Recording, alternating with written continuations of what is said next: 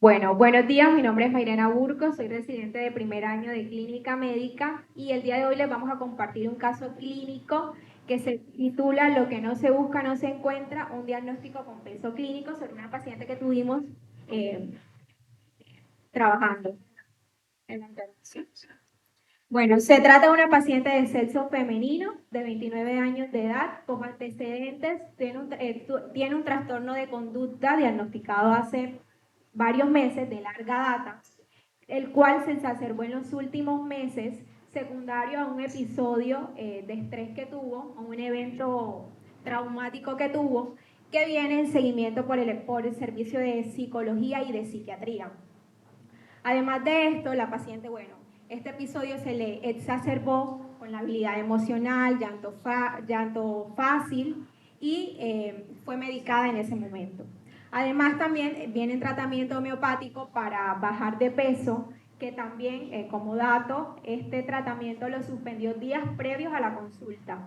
Entonces, de medicación habitual viene con fluoxetina y su medicación homeopática de base, que en ese momento, ¿sí? Sí, yo soy homeópata, sí. Eso no es homeopatía. Ah, ok. Bueno, queda claro. Bueno, En medicamentos, los homeópatas no utilizamos nada homeopático. Ok. Nada homeopático. Bueno, eso es lo que nos lleva. Sí, trabajamos mucho porque luchamos mucho de la homeopática, porque son muchos, pero que yo trabajo, porque no es medicación homeopática, es alopatía, dicha de esta manera, se toman imparables de insertar, la tiroides, bueno, digamos que esa era la medicación que teníamos de base, que también nos refería a la familiar y que también estaba, digamos, que en la historia clínica. claro, solamente para que sí. Bueno. Y bueno, no vamos a entrar, a ahondar en detalle en esa parte de la medicación, solamente estaba ahí. Bueno, esta sería una visión general de toda la internación y de todo el caso clínico que tuvo la paciente. Decimos que, bueno, ella ingresó el 13 de enero proveniente de su domicilio, ¿sí? Digamos que la paciente tuvo una internación prolongada por un diagnóstico o un diagnóstico presuntivo dificultuoso durante esa internación, digamos que pasó por varias etapas, hospitalización en sala general, hospitalización en terapia intensiva, en varias ocasiones, también, digamos, teniendo en cuenta la evolución que en ese momento ella tuvo y el abordaje y el abanico terapéutico de estudios de estudios que se les realizó y de interconsultas con otros servicios que en ese momento lo creímos pertinente. Entonces decimos que, en primera instancia, el motivo de ingreso fue pérdida abrupta del estado de conciencia con un deterioro progresivo de este, ¿sí? Además de esto, estaba asociado a movimientos tónicos, clónicos generalizados, mutismo. La paciente fue trasladada acá al sanatorio, a la institución, por un médico domiciliario en ambulancia, que durante el traslado le administra lorazepam para yugular el episodio en ese momento, respondió adecuadamente. Acá en el sanatorio, en guardia externa, la paciente ingresa con un blanco de 8 en 15, digamos que en ese momento con tendencia a la somnolencia, la orientación no era evaluable, las pupilas midriáticas, reflejos osteotendinosos y pares clanaros conservados, y la presencia de estos movimientos clónicos en miembros superiores y en miembros inferiores. En ese momento se le solicita pues laboratorios rutinarios en la parte del recuento sanguíneo. Lo que encontramos positivo son unos glóbulos blancos en 12.300. Además de eso, en la química evidenciamos un sodio en 109 y una seca en 1100. Posterior a esto le solicitamos una tomografía o se le solicitó una tomografía de encéfalo, que en su momento no se evidenciaba alteraciones. Posteriormente también esto se le realizó una punción lumbar, que en ese momento no se descartó o no se rescató nada positivo. Tóxicos en orina, que le salió positivo, fue para benzodiazepina por la administración de la medicación que se le había dado en ese momento, y se le realizó un electroencefalograma, que en ese momento no se evidenciaban eventos epileptiformes. Esta es la imagen que se le hizo de ingreso, no tenía nada agudo, se descartó, no tenía masa, sin particularidades, y esta sería la tomografía de tórax que se le hizo de ingreso, perdón, las rayos X, que no tenía nada. En base a esto, entonces, sospechando de algo infeccioso, se inicia también tratamiento profiláctico empírico con ampicilina, ceftriaxona, aciclovir y se regla anticomiциales por los eventos que venía presentando. La madre, Así, empírico, perdón, empírico sería.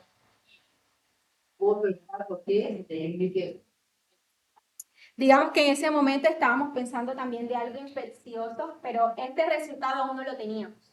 El resultado del líquido cefalorraquídeo lo obtuvimos posterior a la segunda internación que ella tuvo en el pase a terapia. O sea, aquí en el momento de la guardia externa, esto lo estoy englobando en general, pero en este momento no teníamos el resultado del líquido cefalorraquídeo.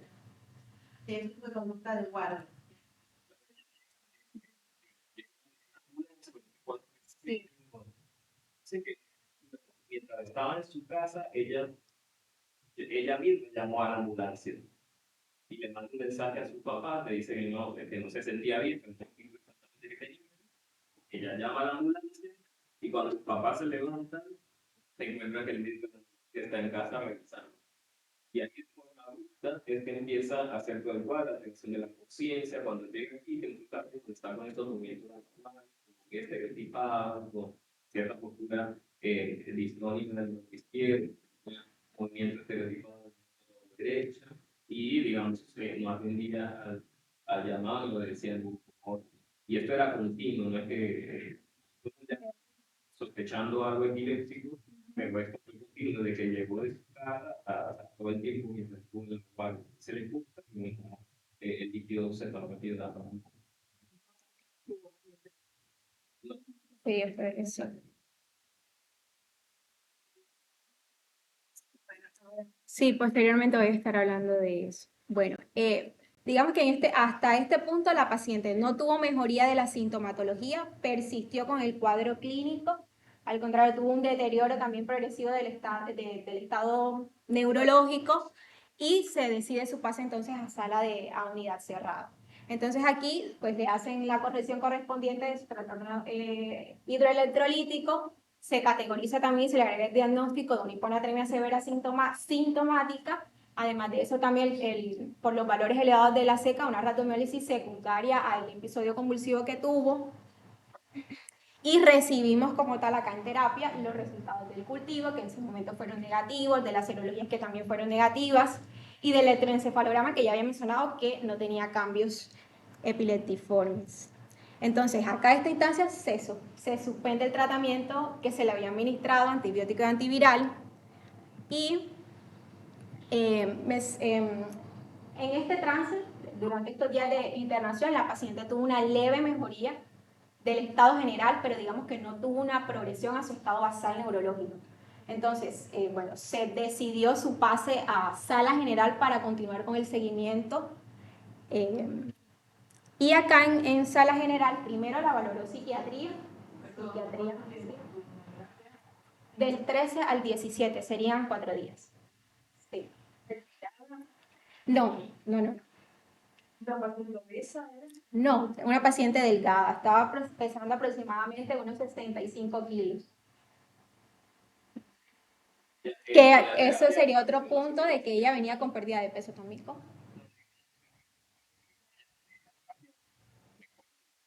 Sí, sí, exacto. Tuvo una leve mejoría y por eso se decide si por eso se decidió el pase a sala general, digamos que para continuar con el seguimiento, estudios diagnósticos y todo. Entonces acá la psiquiatría, por la persistencia de estos movimientos y alteración también psicomotriz que tenía eventualmente, se le ha arreglado quetiapina, levetiracetam y como rescate aloperidol. Se le solicitó interconsulta por el servicio de endocrinología, por este evento de la hipotiroidismo que tuvo, se descartó, se le solicitó laboratorio, tenía alteración suprarrenal y la venía siguiendo neurología, que hasta este punto entonces le solicitan una nueva función lumbar, que es función lumbar negativa, sin particularidades, y se le solicita una nueva resonancia magnética. Entonces, esta resonancia magnética es donde evidenciamos una hiperintensidad en los ganglios de la base que no tenía la resonancia magnética de la imagen de ingreso, y entonces se decide, esta sería la otra, una alteración en la estructura en los ganglios de la base.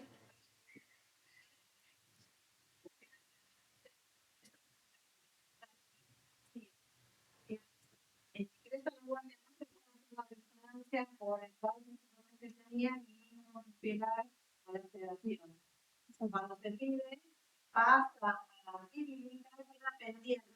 Entonces se hace esa primera resonancia que vemos en conjunto con esa luz hiperintensidad.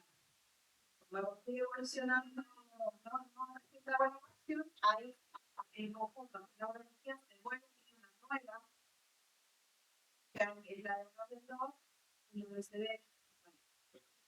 Hasta el límite de la intensiva, digamos, que se va a hablar de los síntomas de la la primera que son se pide, por eso se puede decir una corrección de sodios, más o menos y cuando ella no se enteraba de para evaluar eso.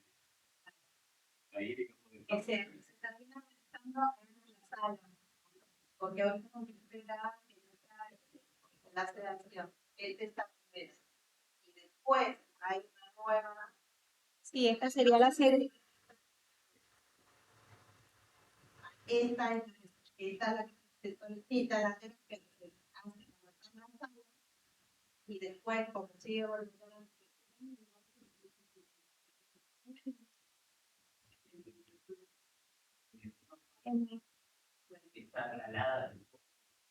Sí.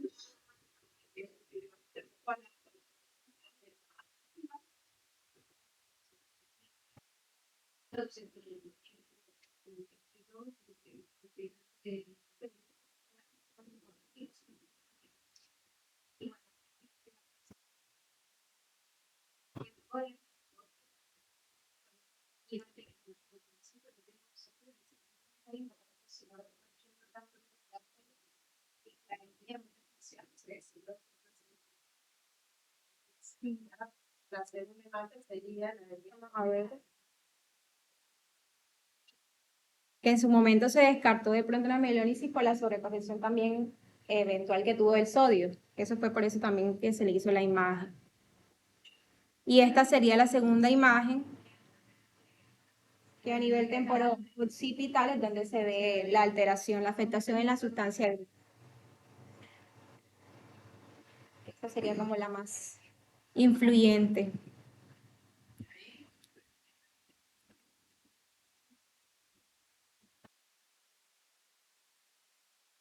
Sí.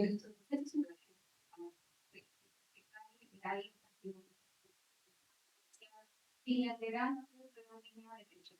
Sí, creo que más se puede, pero pensando en ese compromiso, pues sí.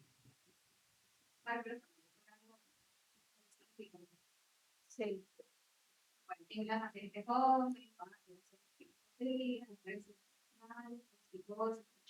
ahí, ya, Bueno, entonces hasta este punto tenemos serologías negativas, realización de 2 punciones lumbares que no se había rescatado nada, la persistencia de la clínica, el seguimiento todavía con neurología, psiquiatría y este resultado del informe de la resonancia magnética. Entonces, digamos que hasta este punto, sospechas diagnósticas, no sé si de pronto alguien se anima a mencionar algo hasta este punto que tenemos del caso.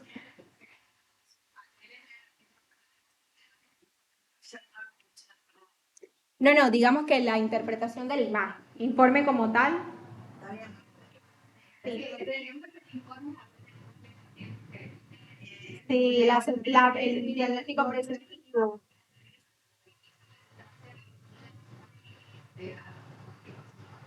Que en este caso se ve más del lado temporooccipital, pero también le tiene del lado contralateral. reumatológico en ese momento. La sospecha diagnóstica que pensó. Sí. Y que, bueno, con un paciente reumatológico.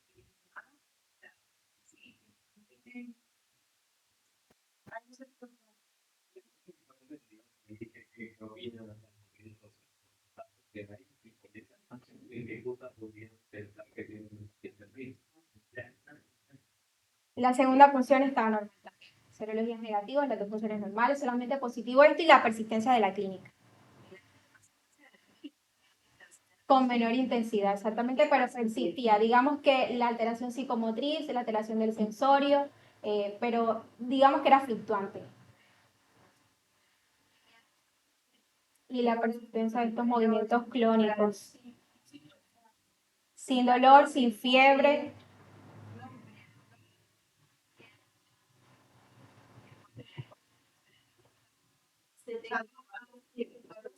La CPK mejoró. El último valor que tuvo fue por encima de 300, pero eso sí tuvo una mejoría continua.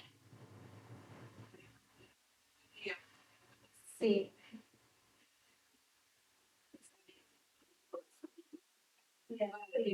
Exactamente. VIH, sí,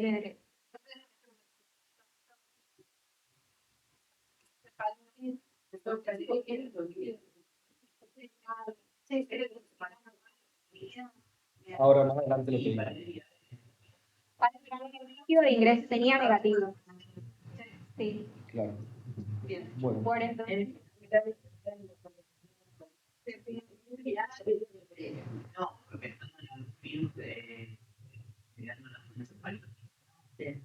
Pero digo, anémica, porque no tenés para no tener que tienes una Sí.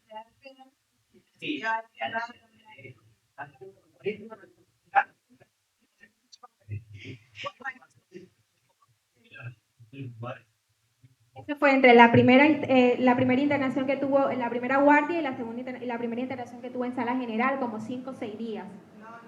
Sí, porque fue del 13, el 13 de enero. Ah, sí, sí, del día del ingreso y la primera internación que tuvo en terapia.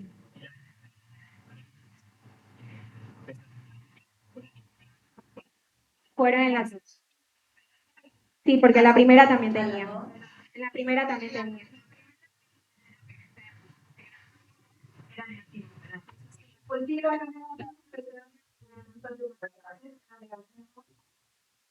Y después, bueno, con la sospecha diagnóstica, nosotros también pensamos en y No, y también porque la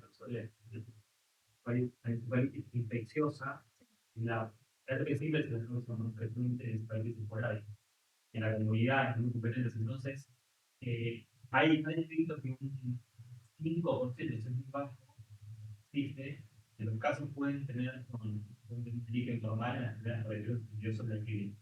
Por eso en estos casos está aquí con líquido, que no parece una especie de hay altas sospechas que indicamos de repetirlo al minuto de la verdad acá que estamos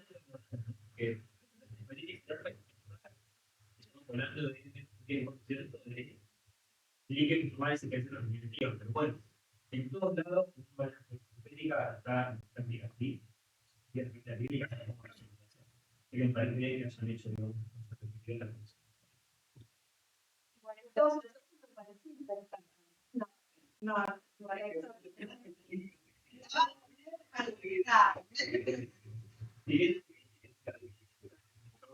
Para el día, después cuando se mantiene el laboratorio preparando no mejora directamente.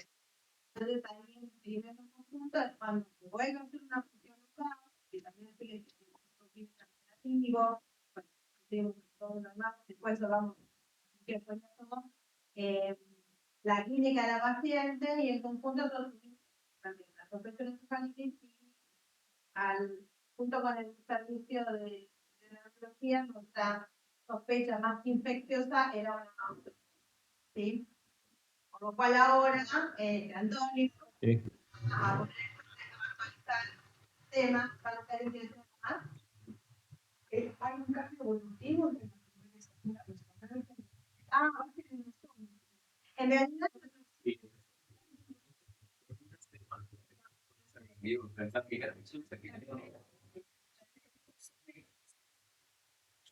No, pero si te das una perspectiva y ves el contexto de las ínsulas, de la profesión un poco de del lado izquierdo, de ese lado izquierdo, y del lado derecho también, o sea, y uno lo tiene en perspectiva de los estados, ¿no?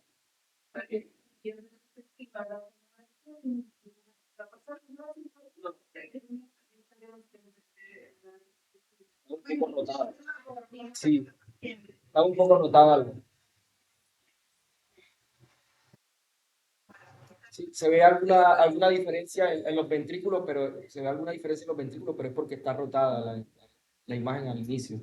Fue dificultoso, según lo que nos refieren los médicos de la guardia, porque la paciente persistía con movimientos y bueno, hacerlo no fue óptimo. Tuvieron que darle un lorazepam para poder hacerlo.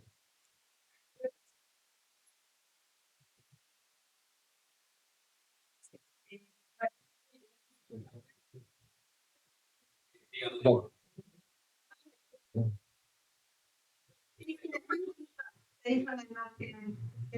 porque cuando nosotros pensamos en un mecanismo de patrimonio, actualizamos el tema, se podría preparar.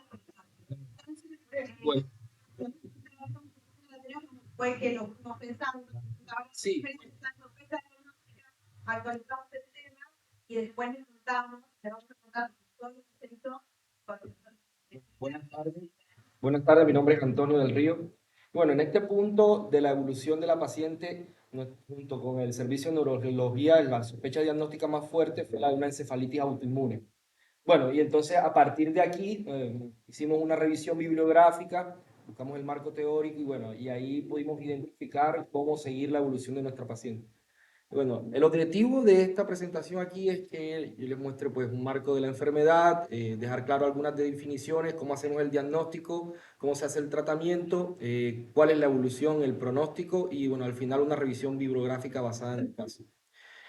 La encefalitis es la inflamación del tejido cerebral asociada a la disfunción neurológica, tiene diversas etiologías, como ya lo mencionaban anteriormente. La primera en frecuencia son las infecciones virales y la segunda en frecuencia son las encefalitis autoinmunes.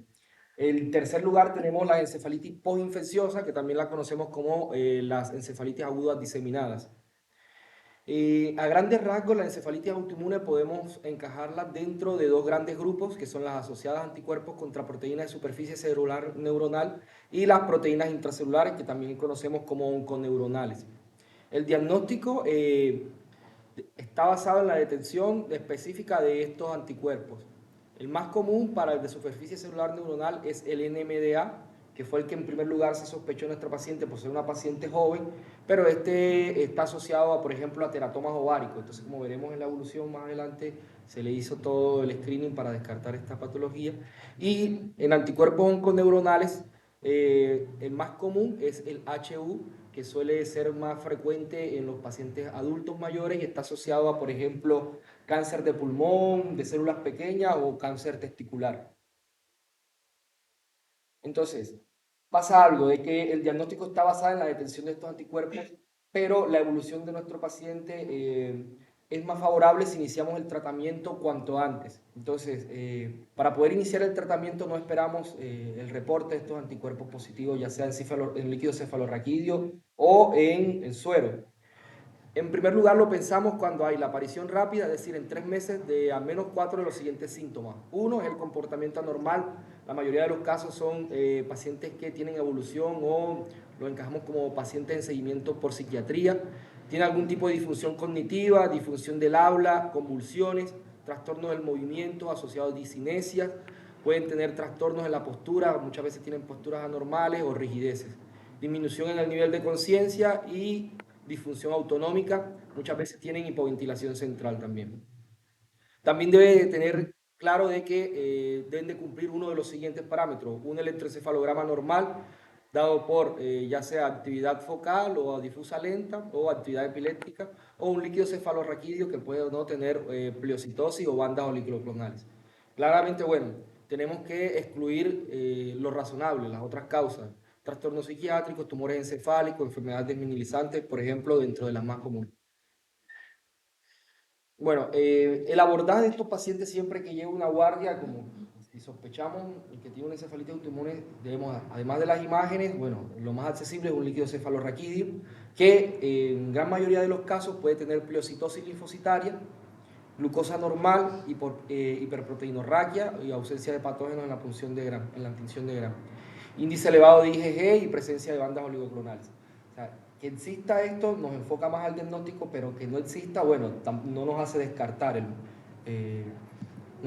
descartar el manejo de nuestro paciente. En cuanto, si tenemos la sospecha diagnóstica y cumple los criterios que le mencioné anteriormente, entonces ahí vamos a iniciar el tratamiento, que en primer lugar es la búsqueda activa y resección del tumor compatible con el origen del síndrome. Para la superficie neuronal, como les comenté, el más común es el teratoma. Bueno, debemos de buscarlo y si existe, resecarlo. O buscar cáncer sistémico. Si no existe un tumor o, por el contrario, lo encontramos y lo resecamos, pero la paciente persiste con los síntomas, debemos de iniciar cuanto antes un primer ciclo de inmunosupresión. Este consta de 5 días de pulso de metilprednisolona y inmunoglobulinas, o también puede ser plasmaféresis, el que tengamos más accesible. Luego de esto, bueno, se hace la evolución de la paciente, se observa durante 10 días y si en 10 días tiene una mejoría marcada, entonces lo que vamos a hacer es continuar con medidas de soporte. Si por el contrario la paciente persiste con los síntomas o la evolución no es la que esperamos, entonces ahí iniciamos el segundo ciclo, que consta de ciclofosfamida mensual y rituximab. Bueno, que como veremos más adelante, la evolución de nuestro paciente fue algo parecido.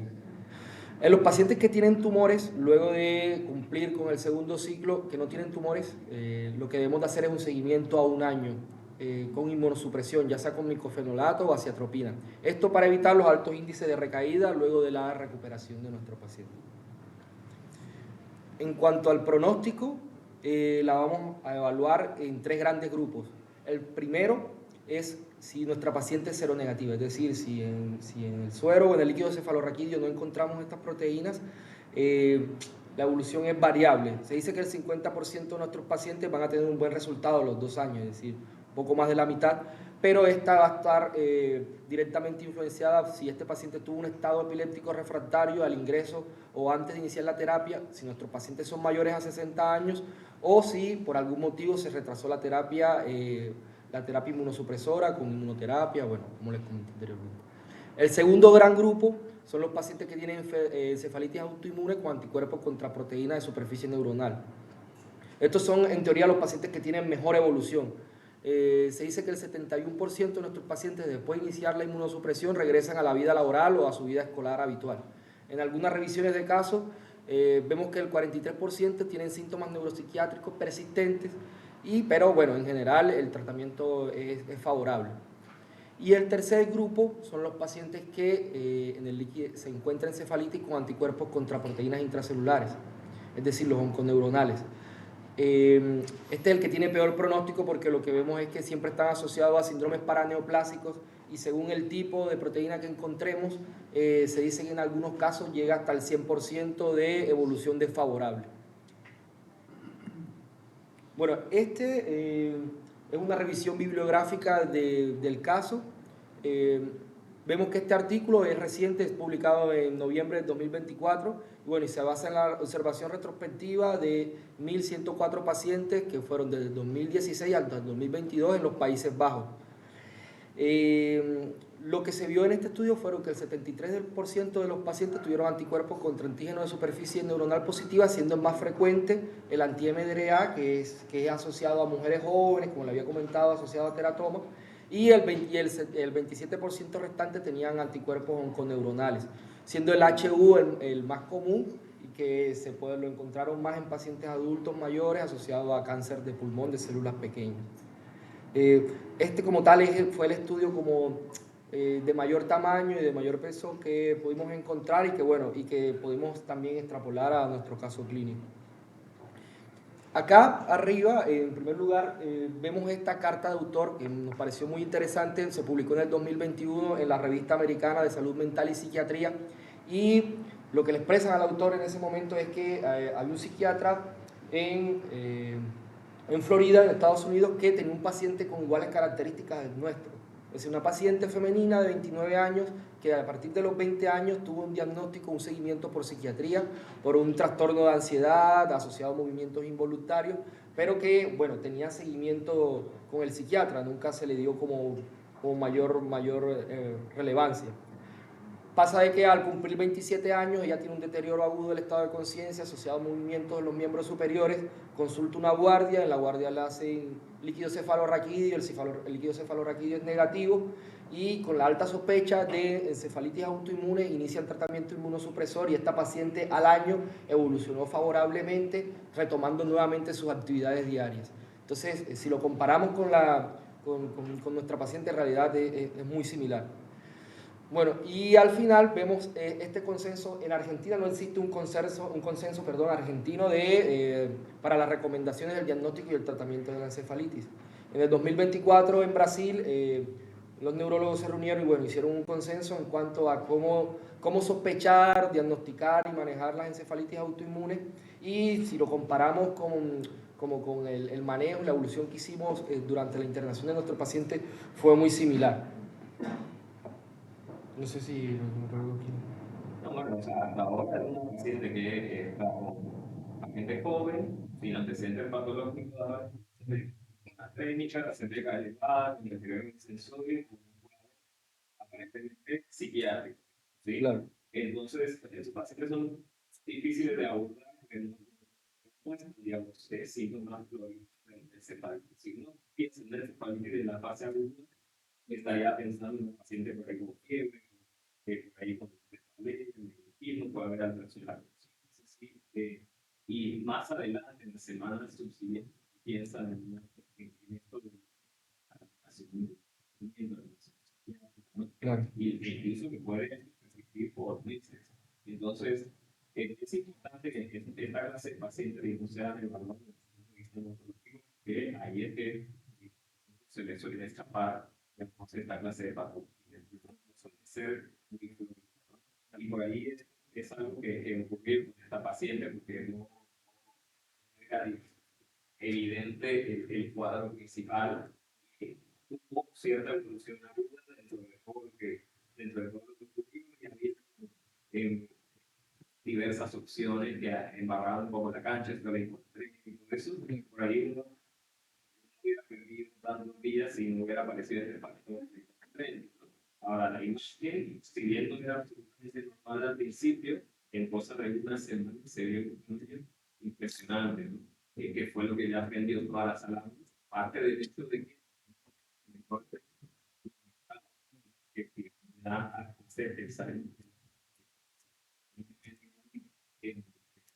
que se le haya investigado.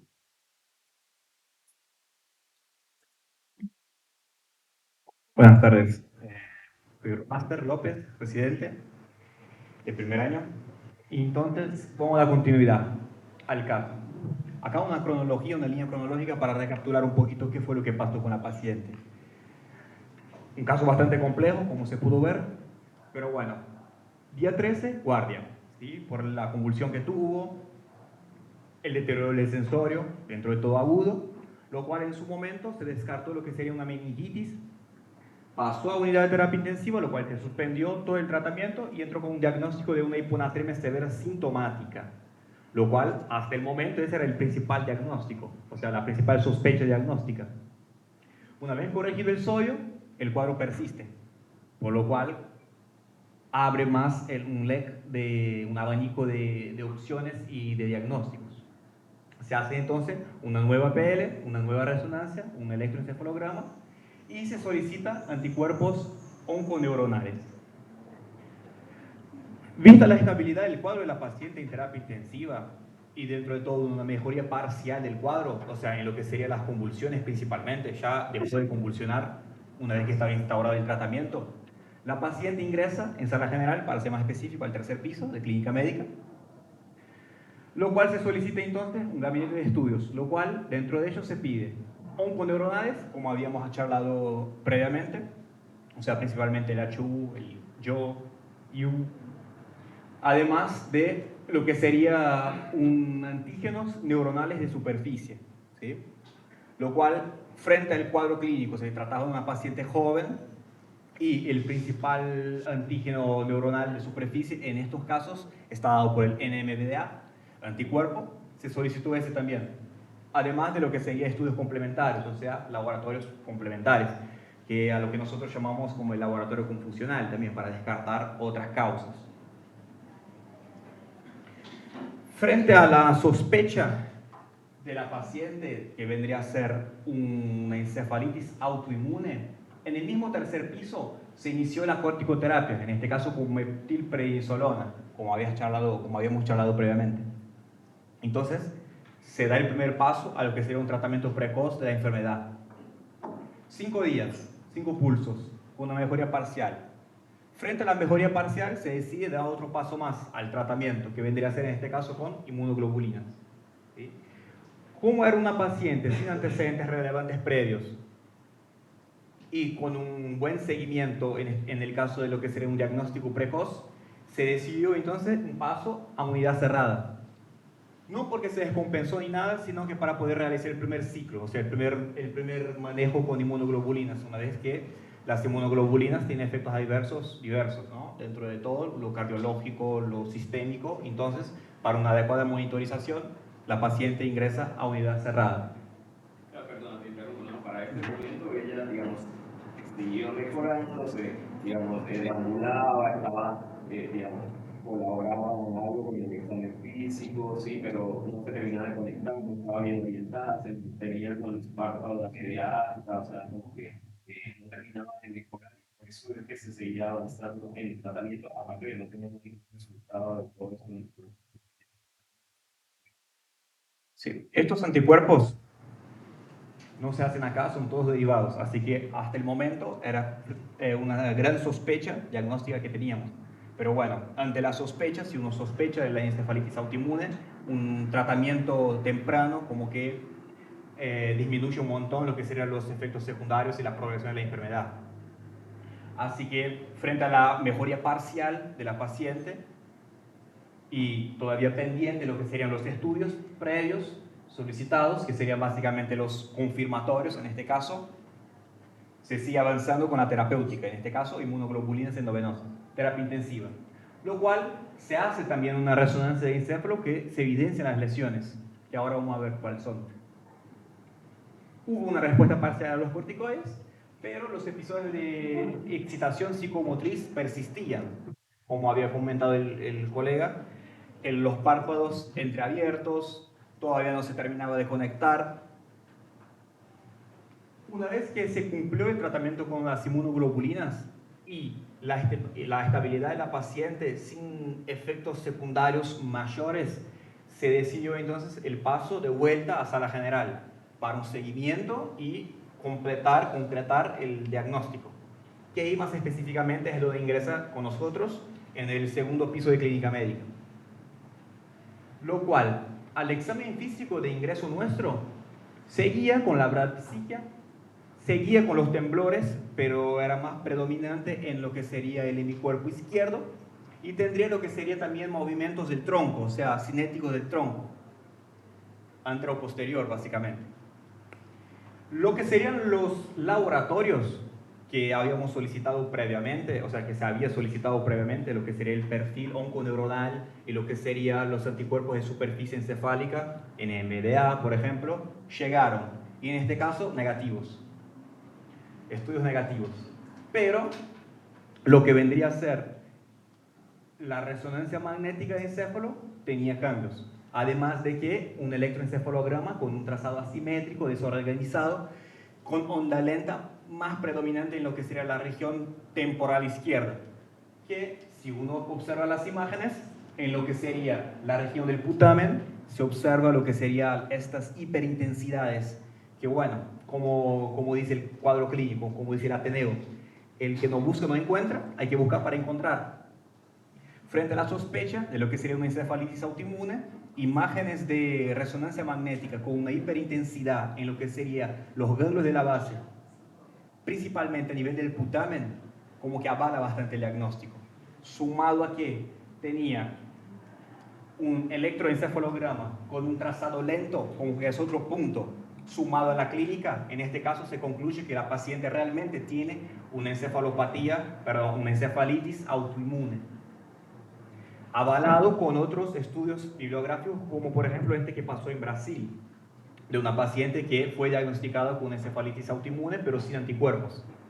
Así que, avalado este diagnóstico clínico con una imagen, con un electroencefalograma, se decide entonces el tratamiento de segunda línea con rituximab.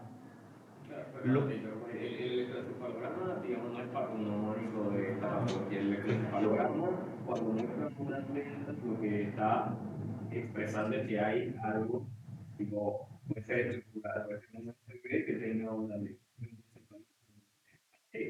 tubo dentro, o sea, que lo que no es normal, no es carga, muestra que en ese lugar donde se expresa algo que es más simple que es una material para que se piense por ahí que es para. Claro, o sea, es un diagnóstico que se suma una serie de factores para llegar al resultado.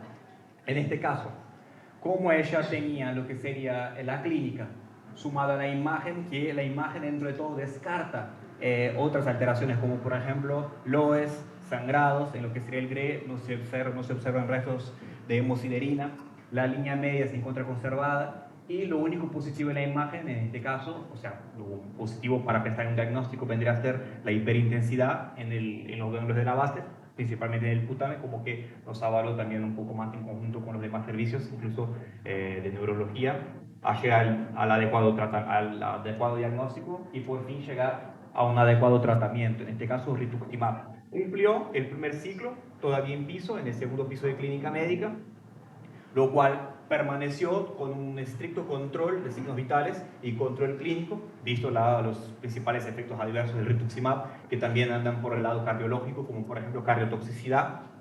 Cumpliendo este tratamiento, entonces se decidió el alta sanatorial, pero con un seguimiento ambulatorio con el servicio de neurología. Lo cual está el compañero que por ahí puede ayudar un poquito con lo que fue pasando en esta ida a la casa. Bueno, ya, digamos, se mantuvo, digamos, o sea, todos los estudios que se le trató de hacer acá dieron negativos, o sea, que podemos descartar porque ahora, el rituximab como otro escalón en el tratamiento, porque digamos, que se pensó hacer rituximab todavía no satisfacía la mejoría que ella tenía mejorando ciertamente, o sea, cada vez estaba más conectada, más pero digamos, nada que ver con lo que era esta paciente cuando tratando de ingresar a cuartos. Y nunca quedamos satisfechos con el opción. Entonces, la idea de hacer exclusivamente,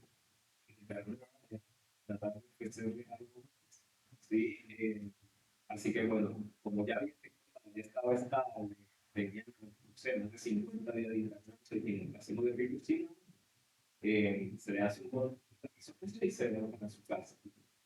Se fue para la defensa y bueno, después volvió al consultorio y digamos que hubo mayor de que no pude irse y estando concluyendo la consulta, no se nos caminaba mejor, tenía más iniciativa para hacer que no sé si te entienden, de la última. Y sí, ambulante. Esto es negativo para que para 2 años donde se ve como respuesta a que ya es sucesivo que se le hizo pues sí, lo que cancelaba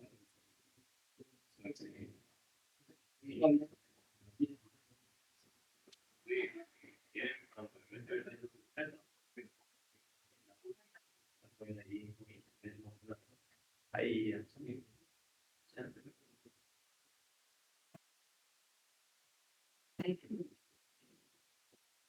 La número 2 que va el tema cuál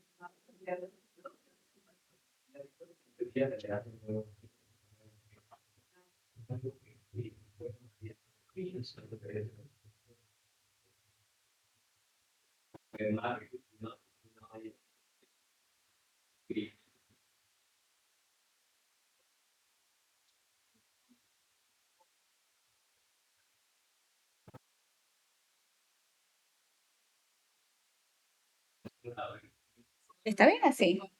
Es así. Imagina punto de menos. Ah, no, es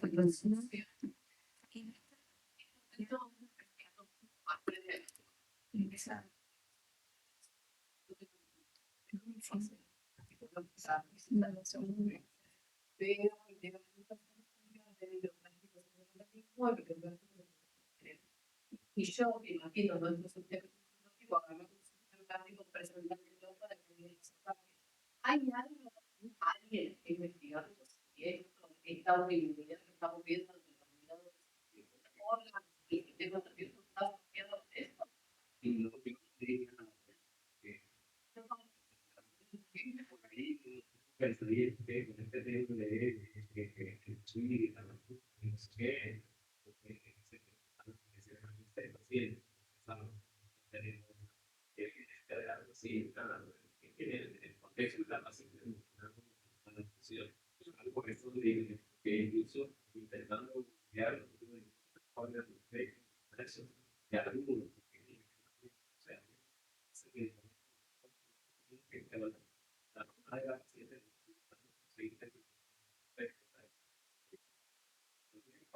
esta chica era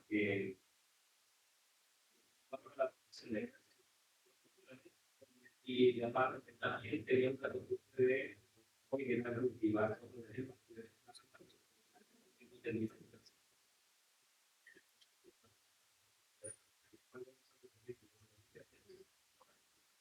Igual está bueno comentar también que en cuarto lugar de frecuencia es la visibilidad de la principal causa de una vacuna. Pero no se proyecta acá, ¿no? Bastante distinto de vacunas. Sí.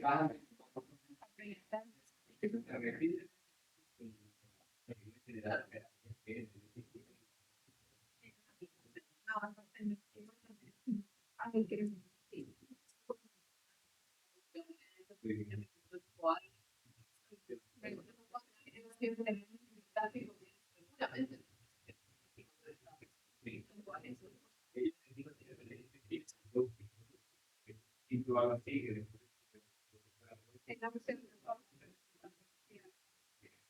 Esa es la imagen. Sí, es la nueva. Sí, sí, también, sí, también.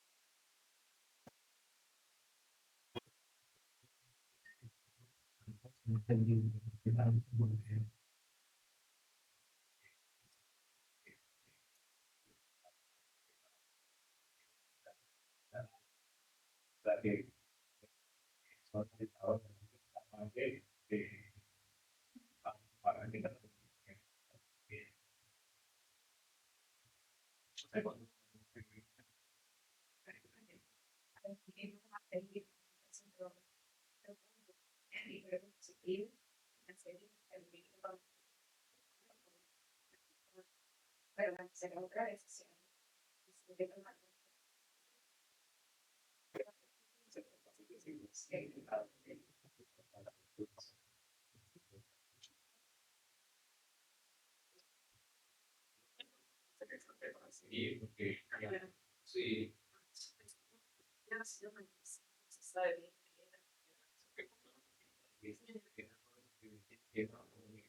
Alopático que vendría a ser.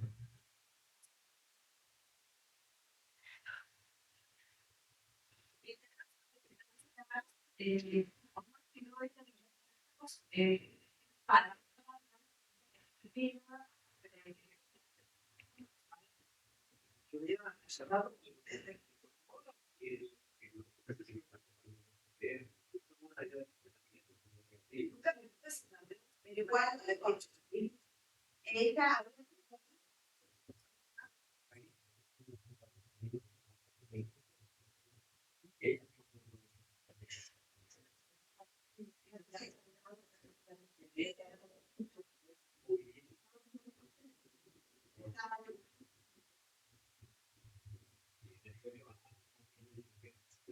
Bien.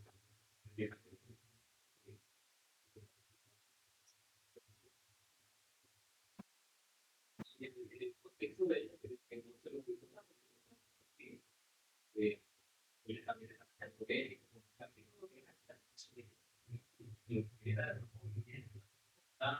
estaba separado.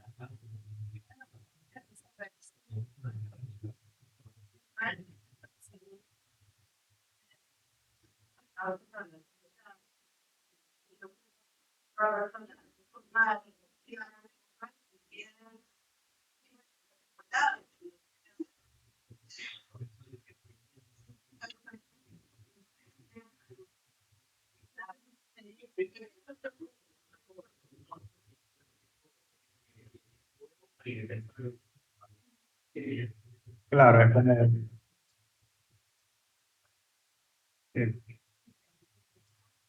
Exacto, un caso clínico bastante complejo, ¿no? Muchas informaciones. Y las conclusiones que podemos sacar de eso sería que una presentación subjetiva, o sea, un cuadro subagudo o agudo con alteraciones conductuales bruscas, a pesar de que tenga serologías negativas, o sea, no descarta lo que sería un cuadro clínico de una encefalitis autoinmune.